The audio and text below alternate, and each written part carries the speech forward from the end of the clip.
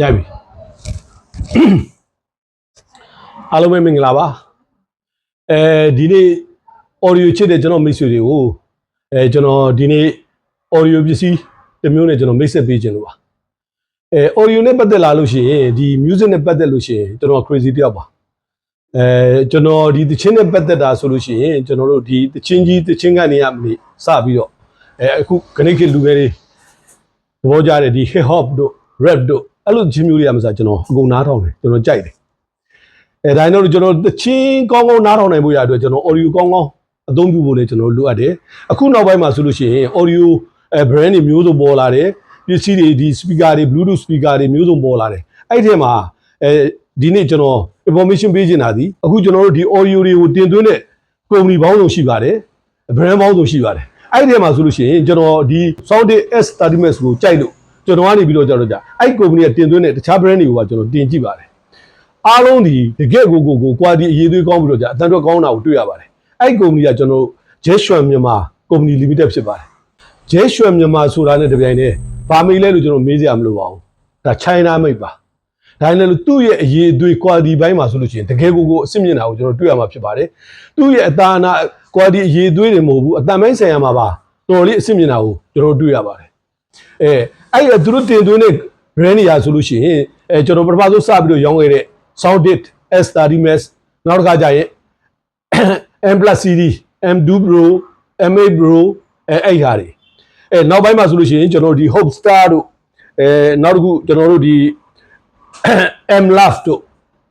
နောက်ပိုင်းအခုထပ်ပြီးတော့ဝင်လာတာဆိုလို့ရှိရင်တော့အခုနောက်ဆုံးဝင်နေတာ Speed Leader ဖြစ်ပါတယ်အဲ့မှာကျွန်တော်ကနေပြီးတော့ကြတော့ဒါမိတ်ဆွေတွေကိုကျွန်တော် information တစ်ခုပေးတာပါကျွန်တော်စီကယူမှမဟုတ်ပါဘူးကြိုက်တဲ့နေရာမှာမိတ်ဆွေတို့တွေ့တဲ့နေရာမှာဒီဟာကိုယုံကြည်စိတ်ချစွာနဲ့ဝယ်နိုင်ပါတယ်ကျွန်တော်ကြော်ညာနေတာမဟုတ်ပါဘူးအဲ့ဒီ company ကတင်သွင်းတဲ့ audio ပစ္စည်းမှန်သမျှဒီတကယ့်ကို quality အရေးသွေးကောင်းပြီးတော့အတန်ပိုင်းဆိုင်ရာဒီ vocal ပိုင်းဆိုင်ရာ music ပိုင်းဆိုင်ရာတွေမှာလိုအပ်ချက်မရှိအောင်အထူးကောင်းမွန်တာကိုမိတ်ဆွေတို့ကိုယ်တိုင်ဝယ်ယူသုံးစွဲပြီးတော့သိနိုင်ပါတယ်အဲ့ဒီမှာကျွန်တော်သူတို့တင်သွင်းလာတဲ့အထက်ကနေပြီးတော့ကျွန်တော်အကြံပြုပြောပြရလို့ရှိရင်ဒီ M+ series M2 Pro M8 Pro ဆိုတာကျွန်တော်ဘယ်လိုလူမျိုးတွေအတွက်တင့်တော်လဲဆိုတော့ကျွန်တော်ခီးသွားတဲ့လူတွေအလွယ်တကူကျွန်တော်တည်သွားလို့ရတယ် quality အရေးသွင်းတဲ့အတန်ပိုင်းဆိုင်ရာမှာလည်းကျွန်တော်တို့ outdoor indoor နှစ်ခုလုံးကျွန်တော်သုံးလို့ရတယ်နောက်တစ်ခုကကြတော့ကျွန်တော် Soundit ကြတော့ချင်းကျွန်တော်အိမ်သုံးအတွက်အထူးတင့်တော်ပါတယ်ဒီ10သိန်းဝန်းကျင် audio တွေထဲမှာဆိုလို့ရှိရင် Soundit ရဲ့အတန် quality အရေးသွေးကိုမိတာမျိုးကိုကျွန်တော်ဒီနေ့ထိကျွန်တော်မတွေ့သေးပါဘူးတကယ်ကို woofer မလိုဘဲနဲ့တကယ်ကိုတိုးညိမ့်အတန်ကို bass treble ကိုရှင်းလင်းနဲ့တလုံးချင်းပြကြားရတဲ့အတန်ထွက်မျိုးရဖို့ဆိုရင်ကျွန်တော် Soundit ကိုအသုံးပြုဖို့လိုပါတယ်အိမ်သုံးအတွက်အဲ့လိုကြော်ညာနေလို့ကျွန်တော်ကနေပြီးတော့Soundit ကိုကျွန်တော်စီမှာအများကြီးရှိလို့ကျွန်တော်ညွှန်းနေတာမျိုးမဟုတ်ပါဘူးကျွန်တော်စီမှာ stock လက်ကျန်လည်းမရှိပါဘူးဘယ်မှာပဲဝယ်အိမ်သုံးအတွက်ဆိုရင် Soundit S30 Max ဒီအရန်ကိုတင့်တော်ပါတယ်နောက်တစ်ခုကကြတော့ကျွန်တော်တော့တင်ပြီးတော့မရောဘူး M Love ကျွန်တော်ဒီ M series ပေါ့နောက်တစ်ခုဒီ Hope Star ပေါ့အဲ့ဒါကြီးကြလို့ရှိရင်အတန်တော့ကတော့ကောင်းပါတယ်ဒါနဲ့လို့ तू ကအဓိကဘာလဲဆိုတော့ကျွန်တော်ဒီ vocal ဘိုင်းကိုဦးစားပေးထားတာ microphone ဘိုင်းကိုကျွန်တော်ဦးစားပေးထားတာ music နဲ့ပတ်သက်ပြီးတော့သူ့ကိုချိန်ကြီးဖို့ရအတွက်မပါတဲ့အတွက်ကြောင့်ကျွန်တော်က music ဘိုင်းဖွင့်နေတဲ့လူတွေအတွက်အဆင်မပြေမှာဆိုလို့ကျွန်တော်အဲ့ series ကိုတော့ကျွန်တော်မတင်ပါဘူးနောက်တစ်ခုကအခုကျွန်တော်မိတ်ဆက်ပေးမယ်Speed Leader ဖြစ်ပါတယ်Speed Leader ကကြတော့ကျွန်တော်တို့ outdoor indoor နှစ်မျိုးသုံးတဲ့ set ဖြစ်ပါတယ်သူ့ရဲ့အတန် quality အရေးသွေးကြလို့ရှိရင်ကျွန်တော်တို့တကယ့်ကို high end တွေ karaoke ခန်းတွေထဲမှာကျွန်တော်ဖွင့်တဲ့ karaoke set တွေလိုပဲအတန်ကိုချိန်ညှိနိုင်ပါတယ်အတန်ပြင်းကြိုက်တယ်အတန် soft ဖြစ်အောင်ဖွင့်မယ်ကိုလိုချိန်ညှိပြီးတော့အသုံးပြုနိုင်တယ်နောက်တစ်ခု vocal ဘိုင်းမှာ तू ကအတော်လေးကိုဒီ mixer တစ်လုံးထည့်ထားတဲ့ပိုတဲ့ function တွေနဲ့